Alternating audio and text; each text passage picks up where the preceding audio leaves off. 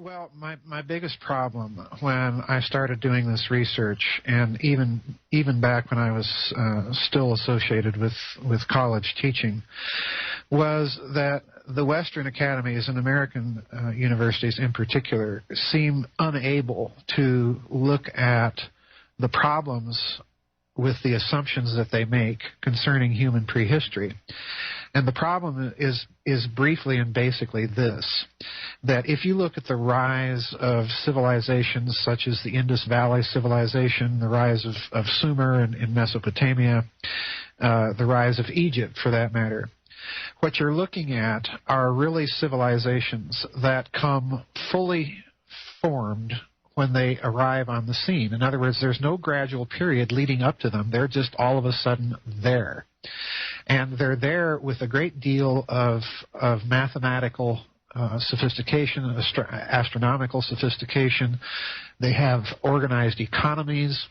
So in other words, the evolutionary model that was imposed on human prehistory just really didn't work. And you get sort of a sidestepping of this profound issue. So when you're looking at a time frame, and one thing I should point out is that in my books I do not really go the Sitchin-esque route of trying to construct a detailed timetable, and the reason why is that I think you have to reconstruct this history in broad outline first. In other words, get a basic chronological order of things that happen, but not necessarily trying to fix any particular date to them. Now, I do fix a date in the Cosmic War for what I think happened millennia ago, and that is basically that there was a cosmic war. It was fought right here in our own solar system. And if you look at the scientific and astronomical data that are associated with it, that would fix a date of approximately 3.2 million years ago. So, you know, standard academic history says that there was really nothing going on back then as far as humanity is concerned. And in fact, as I point out in Genes, Giants, Monsters, and Men, the genetic basis of the origins of humanity, most geneticists believe, begins between 150 and 200,000 years ago, which to me is a very, very significant figure, Frater X, because if you look at some of the ancient texts that I examine in the Cosmic War and in other books in that whole arch of books, they will tell you, for example, in the Sumerian Kings list, that the so-called Anunnaki, the gods, if you will, arrived here approximately 250,000 years ago. So that seems to square rather interestingly with the results of genetic research that place the origins of modern man circa 150 to 200,000 years ago. So I don't really fasten any broad chronological scheme on things other than those two dates, 3.2 million years ago for this cosmic war, and then the various kings lists from Mesopotamia and Egypt, and try and couple those with modern genetics. That's a roundabout way of answering your question, but I hope it gets us started.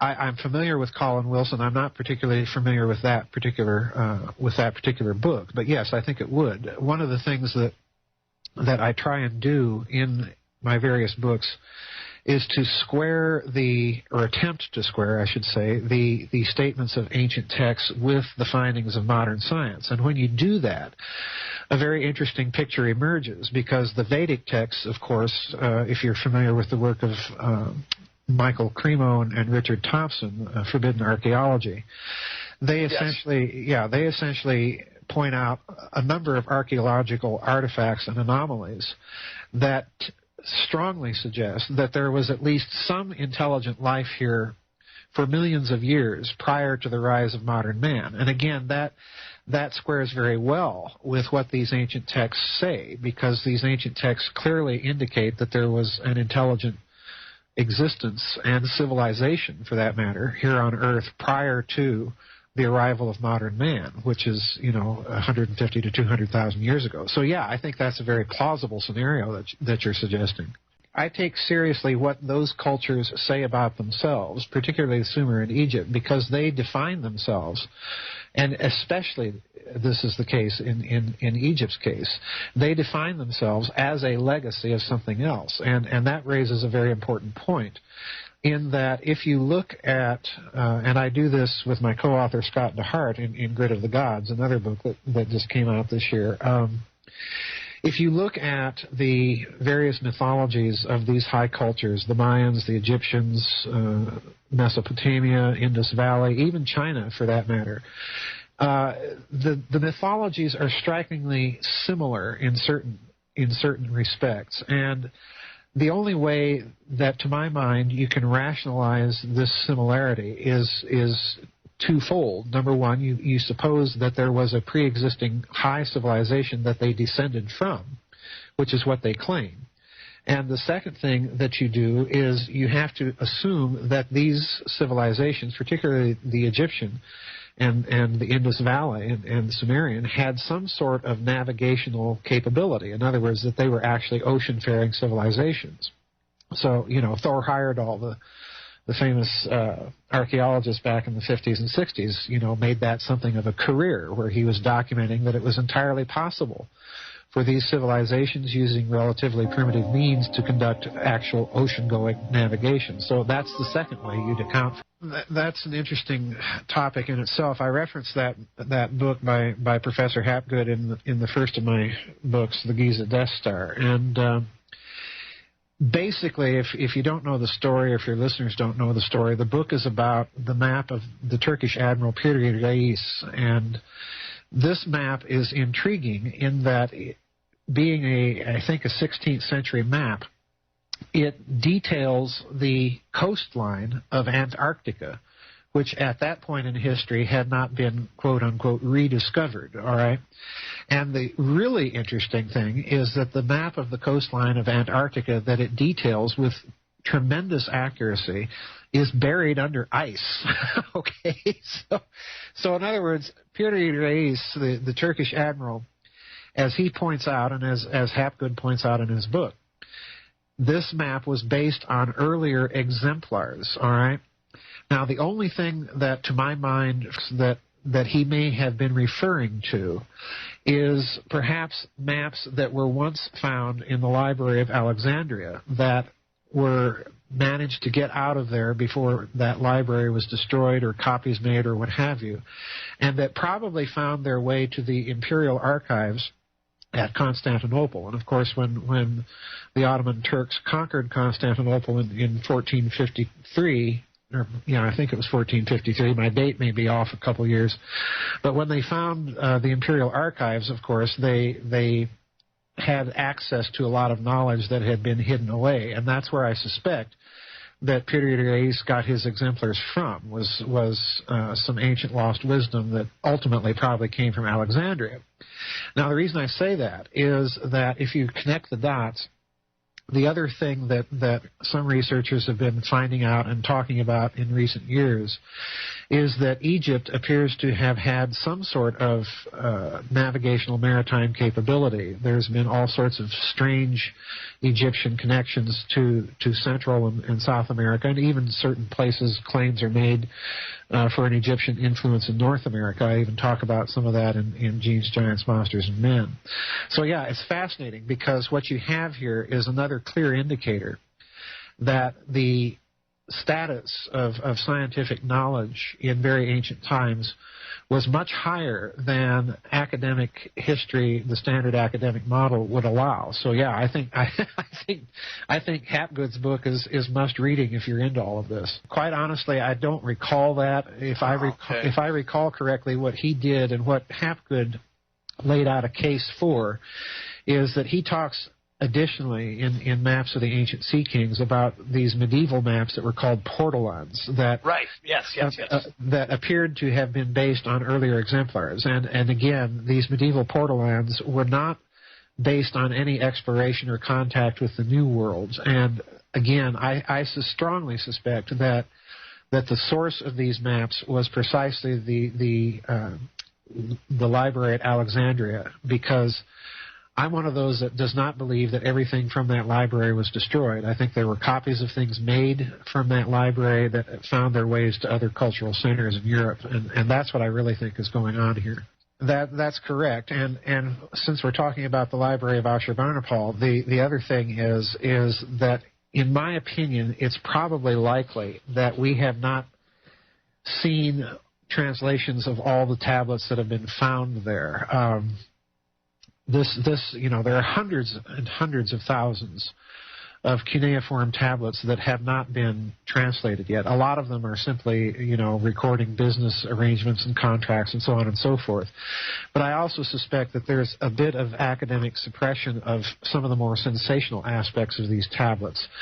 Sitchin mentions one of them in one of his books in the Earth Chronicles series, that Ashurbanipal actually boasts that he is able to read the writings from before the flood. So this is one of those little tidbits that came out of his library, and that, to my mind, suggests that his library may have contained copies of things that were handed down, which brings us back to what we said in the first segment, that a lot of these civilizations are legacies, and as legacies, they are preserving in their mythologies, in their texts, in their lore, and so on and so forth. They're preserving this knowledge from a much higher civilization. And we have to add to this a caveat. They're probably preserving this knowledge without knowing what a lot of it means. They're just handing it down.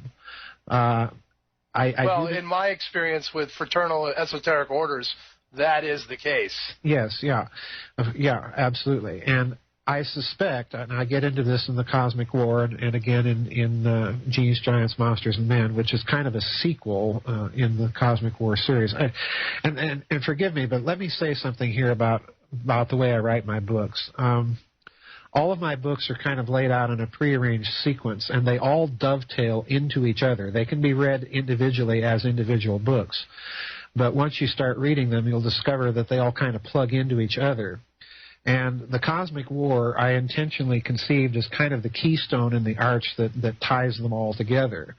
And one of the things I've mentioned over and over again in that book and in some other books is that on the conclusion of that war, which basically left this high civilization in tatters, you had basically the survival of two elites that tried to hold their scientific knowledge together and, in my opinion, purposely created various mythological forms in order to preserve that knowledge. So I think what you have with the esoteric tradition, where you have the tradition of two brotherhoods, a white brotherhood and a black brotherhood, or a good and an evil brotherhood, depending on your lights, that this actually is the basis for that esoteric tradition. You have really a situation that was very similar to the situation in the world at the end of World War II. You had Europe decimated.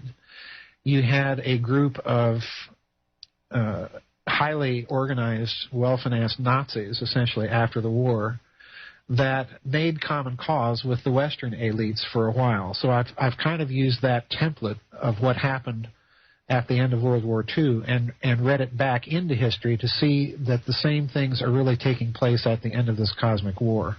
The key here with a lot of these Neolithic structures is that my reasoning in reconstructing that part of the history is as follows. If we have surviving elites from a war or some sort of catastrophe, then these elites are going to want to try and jumpstart civilization as quickly as possible again. And in order to have civilization, you have to have commerce. You have to be able to conduct commerce over a wide-ranging area. And in order to do that, in turn, you have to have a reliable system of weights and measures, all right?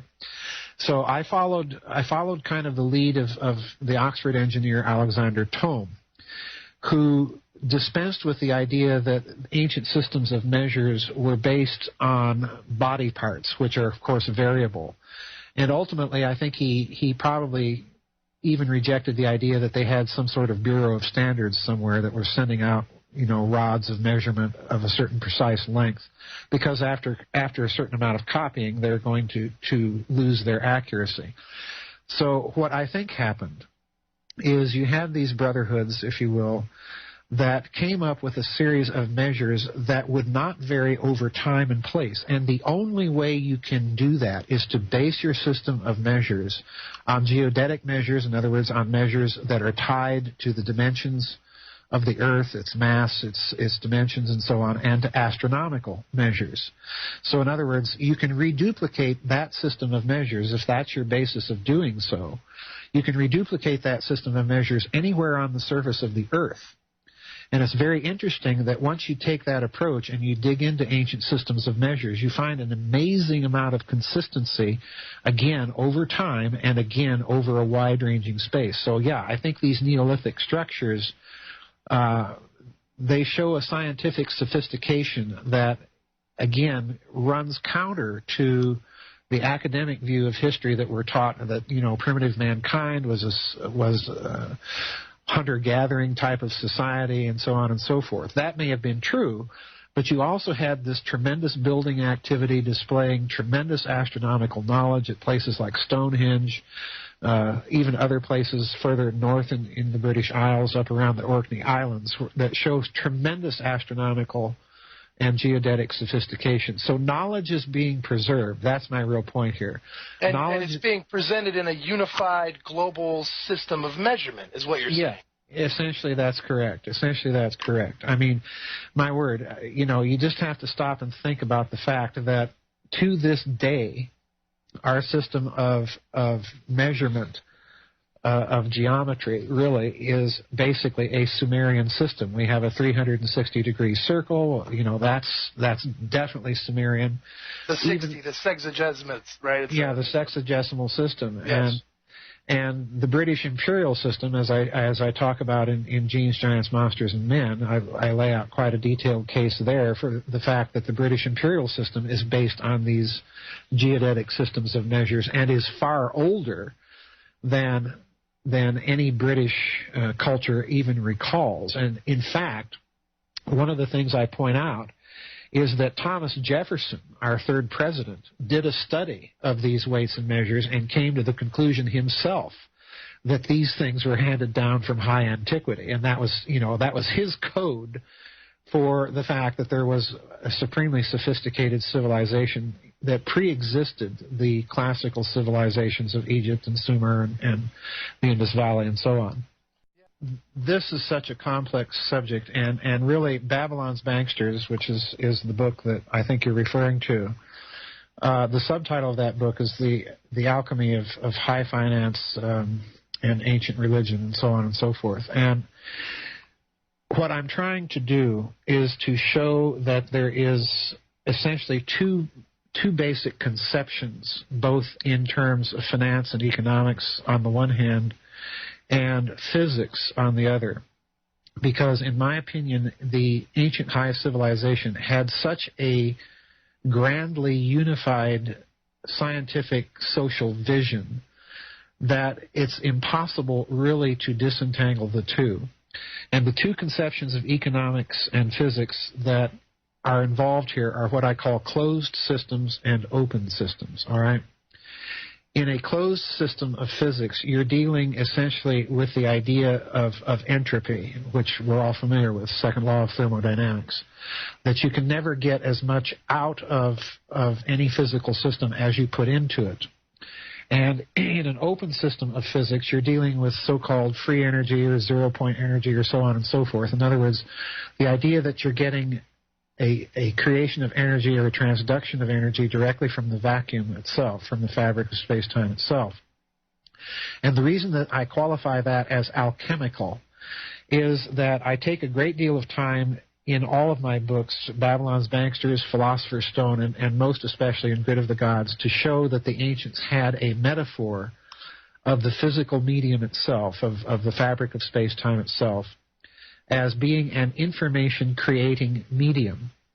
And that ties directly into their view of human consciousness, because for them, the physical medium and mind are one and the same thing. All right? And interestingly enough, again, modern physics is coming back close to that point of view. Now, Babylon's Banksters starts out with what I believe is a corruption in that worldview on the part of a few within one of these elites. We would probably today call them bankers. In the book, I call them bullion brokers, because what they do is they usurp the open system of economics, which was based on that physics. And an open system of economics, I mean simply this, that a state has the right, the inherent ability to issue debt-free money.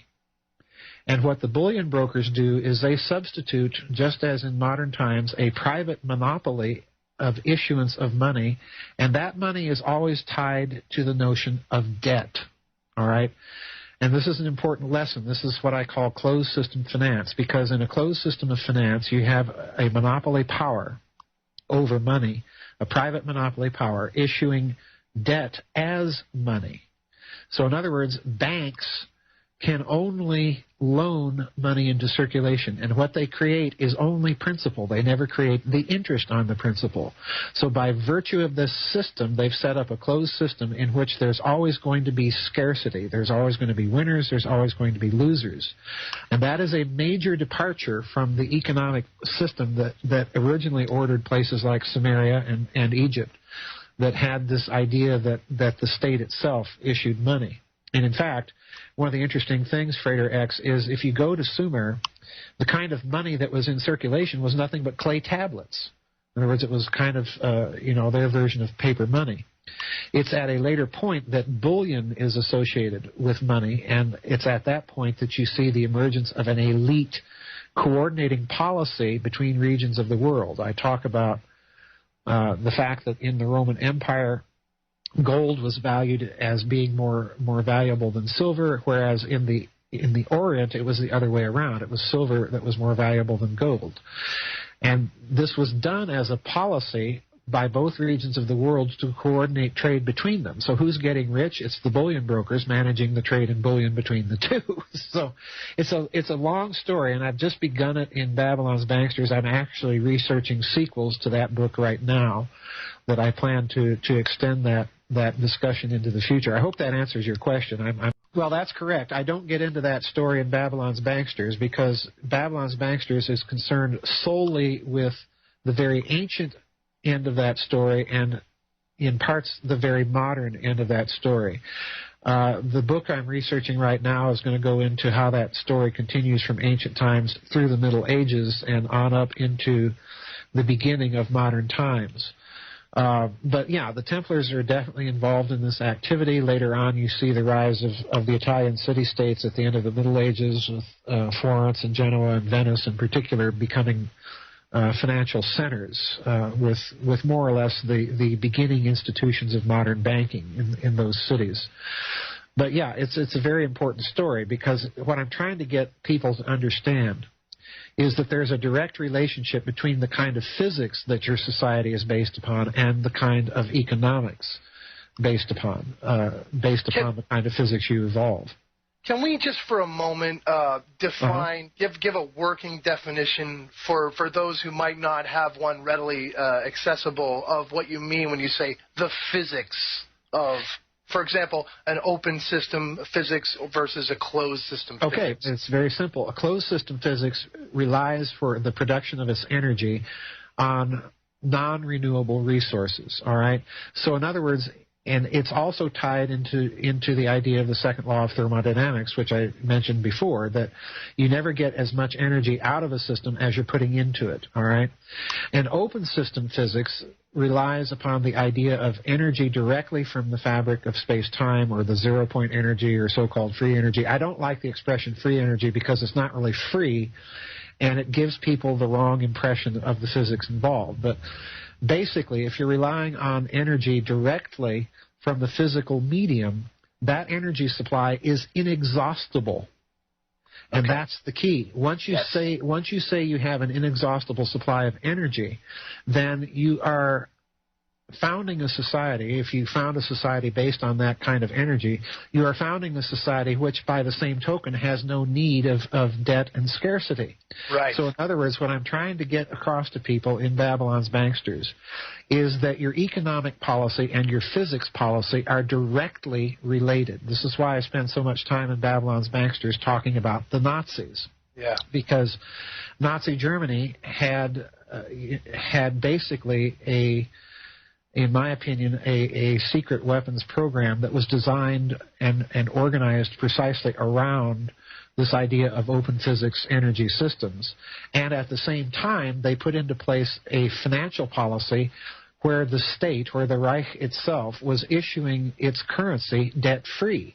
So, basically that shortchanged the bankers. It took them out of the equation. So both systems are kind of dovetailing into each other, and it's therefore not illogical when you find stories of major corporations or financial houses suppressing certain modern inventions that lead or are based upon this idea of an open systems physics, because their power is dependent upon the closed system model. Yeah, I have. I don't know much more about it other than it appears to have been one of the so-called black boats. I don't know that much about this particular instance, but there are a number of these U-boats that have been discovered after the war. But it's worth noting what the black boats were. These were U-boats that the Kriegsmarine had actually falsely numbered. What they would do is if they lost a U-boat, they'd number another U-boat with the same number as the U-boat they lost, and sometimes there was even double numbering of U-boats. Some of these boats were actually turned over directly to the Nazi Party, and that meant that these black boats were under the command of the Nazi Party Reichsleiter Martin Bormann. And it's my supposition, Frater, that these black boats, this black submarine fleet, was actually part of Bormann's strategic evacuation plan that he had come up with more or less after the Battle of Stalingrad, which the Germans, of course, lost. And that these were used in the strategic evacuations of liquid assets, cash, diamonds, platinum, gold, and patents. This is a very important part of the story, that they evacuated actual patents and technical plans and drawings and technicians and personnel from Nazi Germany toward Latin America at the end of the war. My basic thesis, as you know from reading Nazi International, is that Nazism survived the war. But when I say survive, I mean something very different from what most people mean by it. I mean that they survived not only in just little enclaves in Latin America, but that they survived as a large, well-funded, covert intelligence gathering organization, kind of more or less like an extraterritorial state, and that they continued many of their secret research projects independently of the Soviets or the Allied powers after World War II, and did so in Latin America. Okay, well, a couple of things that you mentioned in Nazi International that I found quite remarkable. One of them was the fact that the Nazis never actually signed the treaties, the two treaties with the Allies. Well, actually, it's even more ridiculous than that. To this day, you cannot find any real treaty of peace between the Allies and Germany. There is no formal cessation of hostilities. But what I point out in Nazi International is that the surrender documents, there are two surrenders that the Nazis signed at the end of World War II. The first is a surrender that was held on May 7th in Reims, France. The representative for Germany that signed this instrument was Colonel General Alfred Jodl, who was the chief of staff for the German Reich. He signed that one. Then the next day, another ceremony was held in Berlin at the insistence of the Russians, who wanted a higher-ranking representative to sign for them, and that was, of course, Marshal Georgy Zhukov. And the German representatives were Admiral von Friedeberg, representing the German Navy, Colonel General Stumpf, I believe it was, for the Luftwaffe, and then Field Marshal Keitel for the German Army. Now, this is interesting because the representatives signing the treaty, the actual surrender documents, the representatives are representatives of the German armed forces. There is no legal representative present at either signing that is signing on behalf of the of the Reich government itself, which at that time was headed by Grand Admiral Karl Dönitz, who had succeeded Hitler as the Führer of Nazi Germany. There's no one signing in behalf of the Reich government, and in my opinion, much more importantly, is that the Allies were in a position to have a representative of the Nazi Party present at least the Berlin signing, and yet they did not do so, which I find very curious. But this means, in effect, that the Nazi Party itself never actually signed any instrument of surrender. And that kind of plays into my story about post-war Nazi survival, because what I'm arguing in Nazi International is essentially that this party went underground. It had its own intelligence services. It was conducting its own research. It was oftentimes in league with the American CIA in various post-war covert operations as the soldiers on the ground. So it was, in other words, it was a very, very powerful post-war organization.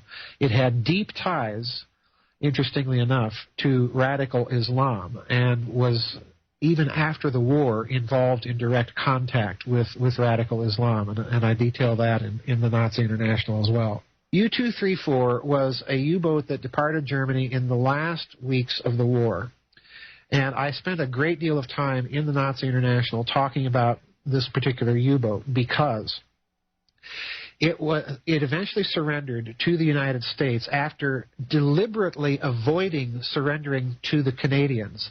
And it's interesting, Frater, that during this sea voyage, as it's trying to avoid the Canadians to surrender to the United States, that the United States actually jammed Canada's radio transmissions so that they could not find this U-boat. All right? So in other words, a lot of attention is being paid to this particular boat on the part of the American military. The reason why is that this U-boat carried 80 gold-lined canisters. 2 Japanese officers who had labeled the canisters in Germany as they were being loaded into this U-boat had labeled the canisters U-235, in other words, uranium-235. Now, the gold canisters are significant because when you are transporting highly enriched uranium, you do not put that uranium in lead, because lead is very corrosive with uranium, and it would corrupt the enrichment of that particular uranium sample. So if you're going to transport uranium-235 yellowcake, essentially that's what it would have been, you would do so in gold-lined cylinders. This is a profound and important clue, because this means that you had 80 canisters of these things. There was, I don't remember right off the top of my head the figure, but it was enough uranium to have made a fissionable atomic bomb. So in other words, this is a signal clue that the Nazi atom bomb project was not nearly as incompetent as the Allied post-war legends made it out to be. The Germans are enriching uranium on a massive scale, and they're doing so, in my opinion, very successfully. Well, yeah, actually I discuss all of this in a book of mine called Reich of the Black Sun, which is the first book in the Nazi series of books that I've written, because in my opinion there's very strong coincidental and circumstantial evidence that the Nazi atom bomb project may have been actually successful. In other words, that they may have acquired an atomic bomb. In that book, I point out a memorandum from the chief metallurgist at Los Alamos in New Mexico. Yeah, I was mentioning before the break that the chief metallurgist at Los Alamos, a fellow by the name of Eric Jett, had written a memo in December of 1944 stating that the United States would not have enough fissile uranium to make an atomic bomb until approximately November of 1945. And the reason for that is that the United States had taken some of its uranium stock and put it into the reactors at Hanford to make plutonium for the plutonium bomb. Now, after the U-234 surrenders, curiously enough, records from Oak Ridge state that our supply of uranium stocks doubled. So in other words, I think it's fairly clear that at least some of the uranium in the Little Boy bomb that was dropped on Hiroshima was probably from Nazi Germany. Now, I go into a lengthy scenario, as you know, Frater X, in the Nazi International, of how I think U-234 played into Bormann's plans of getting himself and other key Nazis out of Germany. It's my opinion that Bormann probably put himself and other key Nazis on that U-boat, knowing full well that the Americans, that he had brokered a deal with the Americans to turn over this uranium, and knowing full well that with the Americans making sure that U-boat would not be sunk by anybody, got himself out on it without telling anybody that's how he was going to do it. Now, that puts me at odds with other people that have different scenarios with Bormann's escape and some of the other scenarios of the escape of high-ranking Nazis, but that, in my opinion, is probably how he did it. So, yeah, the story of the Nazi A-bomb is a huge story. It's one that has not been told properly, in my opinion, and that's just scratching the iceberg of what they were really up to. Sure. The Foundation for the Study of Cycles was actually started by an American economist that used to work for the Department of Commerce under President Hoover, a fellow by the name of Edward Dewey.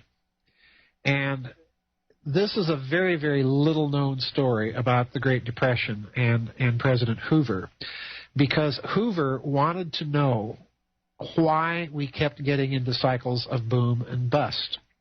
And he wasn't satisfied with the answers he was getting from other economists. So he tasked Edward Dewey at the Commerce Department with the goal of finding out why this kept happening. What Dewey then did is he turned to the massive database in the Department of Commerce. And instead of trying to figure out why cycles happened, he was trying to figure out what they were first. So he compiled a massive database of cycles of activity in every conceivable arena that you can think of: sunspot activity, corn harvests, silkworm population growths, and so on and so forth. And he began to correlate all of these cycles, and he discovered that there were certain patterns in them. There were 54-year cycles, 9-year cycles, 18-year cycles, and so on and so forth. And he and a Canadian biologist, Copley, managed to pool their research interests together, and lo and behold, they discovered cycles in biology. They discovered cycles of human population growths, every conceivable activity that you can think of.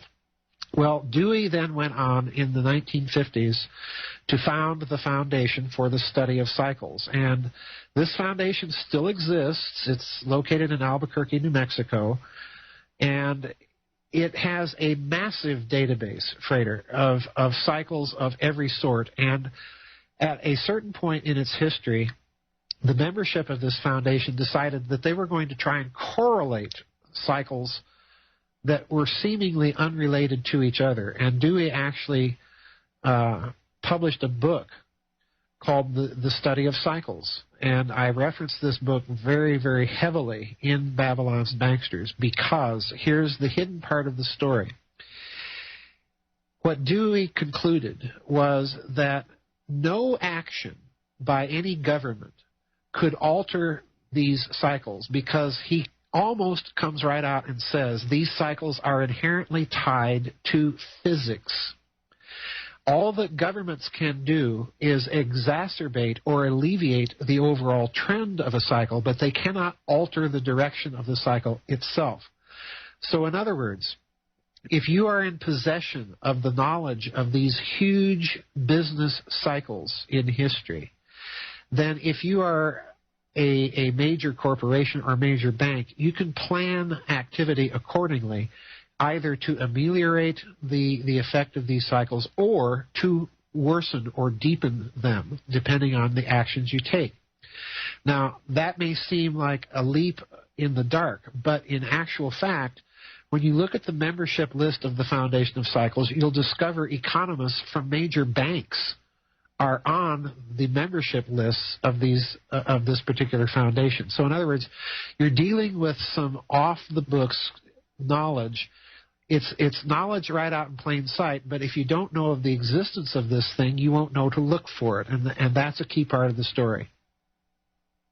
Yeah, I mean, for those that don't know, when you talk about Hoover wanting an explanation for all that he recognized in these boom and busts, well, there was like 7 Great Depressions? Yes, yeah, exactly. Most people don't even realize that. Now, the reason, let me interrupt. I don't mean to interrupt, but no, that's fine. Go ahead. This is very crucial, because the reason I stress that there is a physics behind this is that if you go to, and this is going to sound completely out of left field, but if you go to astrology and look at the natal chart, so to speak, of the United States of America, and then plot the planetary alignments during the American Great Depressions, the Great Depression of 1789, there's another one in the 1830s, another one in the 1890s, and then, of course, the real Great Depression in 1929 up through 31, 32. If you look at these Great Depressions, each one of them is accompanied by a planetary configuration that astrologers call the Grand Cross. Now, that may sound like so much hokum, except that in the 1950s, as I also point out in Babylon's Banksters, the RCA Corporation tasked one of its chief engineers, a fellow by the name of Nelson, to figure out why sunspot activity seemed to dampen shortwave radio transmissions. Well, Nelson came back with a study that just blew everybody's minds, because he concluded that sunspot cycles were correlated to the positions of various planets.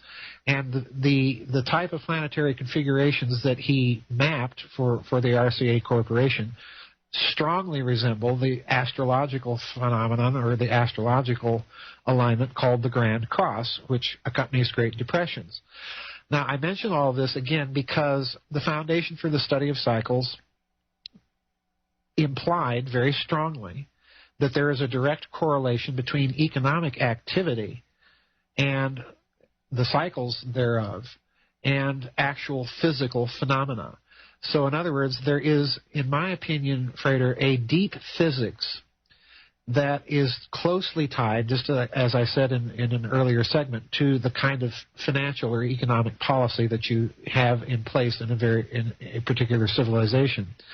So, yeah, you've got a group out there that has done nothing but amass a huge database of cycles of all sorts, and they're trying to figure out correlations between individual types of cycles from one discipline to another. And that I think should give everybody pause, because banks have access to this. They have members in this foundation.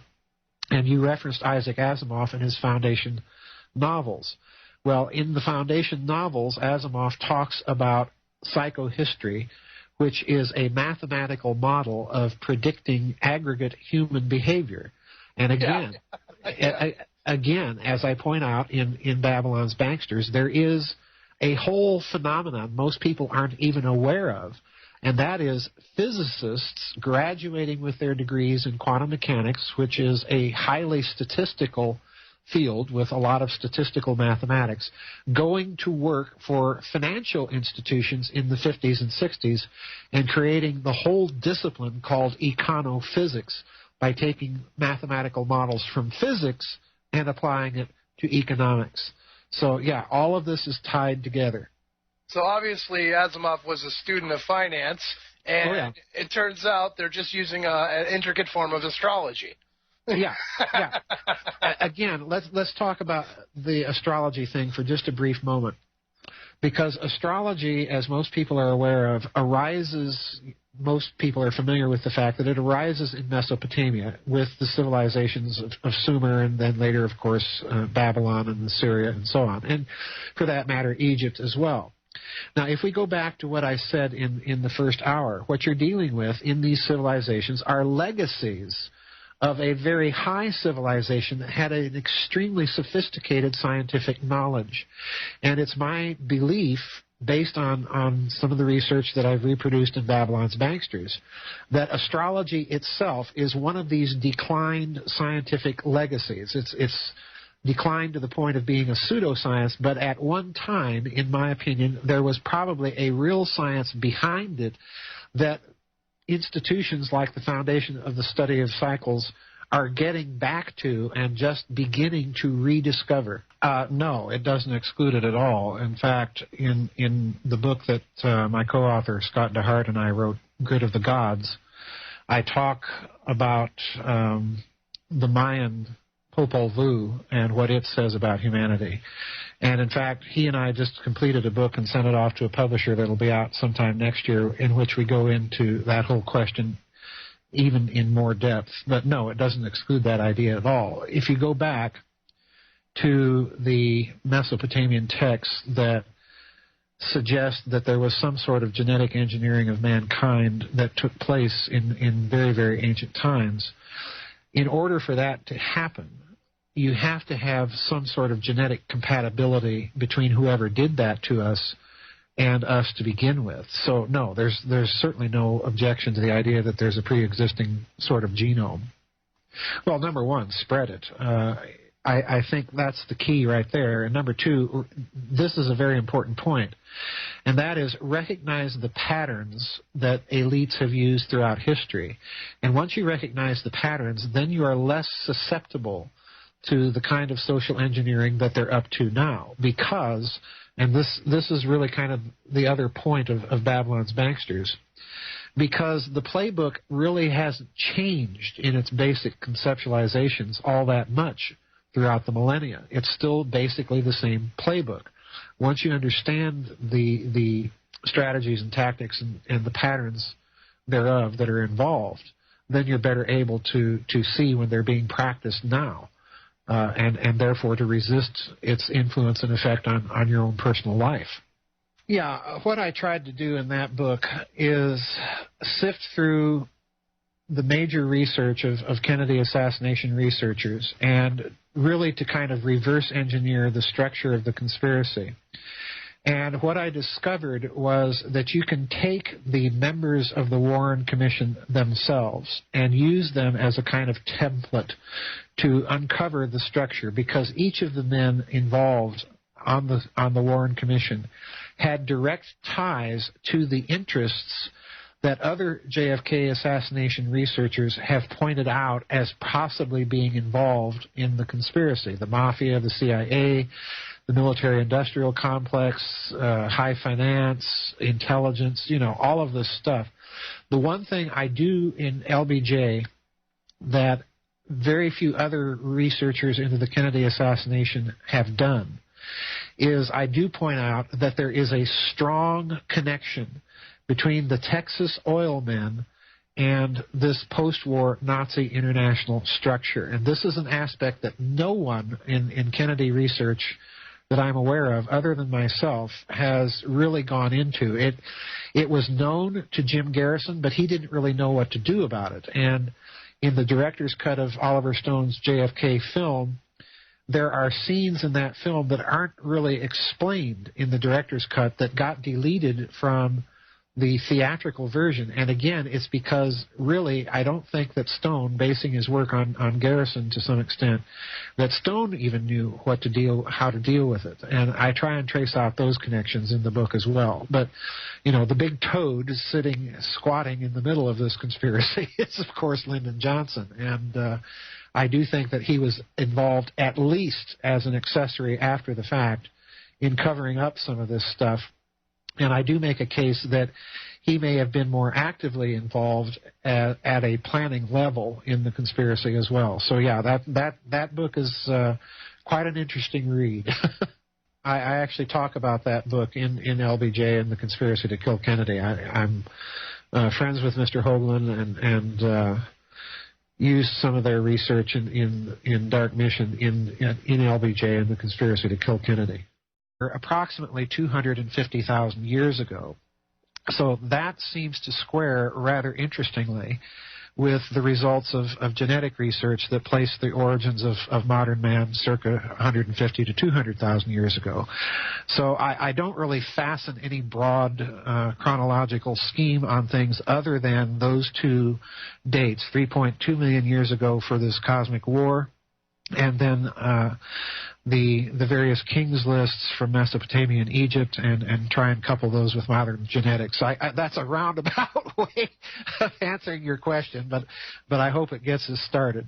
I'm familiar with Colin Wilson. I'm not particularly familiar with that particular book, but yes, I think it would. One of the things that I try and do in my various books is to square or attempt to square, I should say, the statements of ancient texts with the findings of modern science. And when you do that, a very interesting picture emerges, because the Vedic texts, of course, if you're familiar with the work of Michael Cremo and Richard Thompson, Forbidden Archaeology, they essentially point out a number of archaeological artifacts and anomalies that strongly suggest that there was at least some intelligent life here for millions of years prior to the rise of modern man. And again, that squares very well with what these ancient texts say, because these ancient texts clearly indicate that there was an intelligent existence and civilization, for that matter, here on Earth prior to the arrival of modern man, which is, 150 to 200,000 years ago. So yeah, I think that's a very plausible scenario that you're suggesting. I take seriously what those cultures say about themselves, particularly Sumer and Egypt, because they define themselves. Well, my biggest problem when I started doing this research, and even back when I was still associated with college teaching, was that the Western academies and American universities in particular seem unable to look at the problems with the assumptions that they make concerning human prehistory. And the problem is briefly and basically this, that if you look at the rise of civilizations such as the Indus Valley civilization, the rise of Sumer in Mesopotamia, the rise of Egypt for that matter, what you're looking at are really civilizations that come fully formed when they arrive on the scene. In other words, there's no gradual period leading up to them. They're just all of a sudden there. And they're there with a great deal of mathematical sophistication. There was a cosmic war. It was fought right here in our own solar system. And if you look at the scientific and astronomical data that are associated with it, that would fix a date of approximately 3.2 million years ago. So, standard academic history says that there was really nothing going on back then as far as humanity is concerned. And in fact, as I point out in Genes, Giants, Monsters, and Men, the genetic basis of the origins of humanity, most geneticists believe, begins between 150 and 200,000 years ago, which to me is a very, very significant figure, Frater X, because if you look at some of the ancient texts that I examine in the Cosmic War and in other books in that whole arch of books, they will tell you, for example, in the Sumerian kings list, that the so-called Anunnaki, the gods, if you will, arrived here in astronomical sophistication. They have organized economies. So in other words, the evolutionary model that was imposed on human prehistory just really didn't work, and you get sort of a sidestepping of this profound issue. So when you're looking at a time frame, and one thing I should point out is that in my books I do not really go the Sitchin-esque route of trying to construct a detailed timetable, and the reason why is that I think you have to reconstruct this history in broad outline first. In other words, get a basic chronological order of things that happen, but not necessarily trying to fix any particular date to them. Now, I do fix a date in the Cosmic War for what I think happened millennia ago, and that is basically that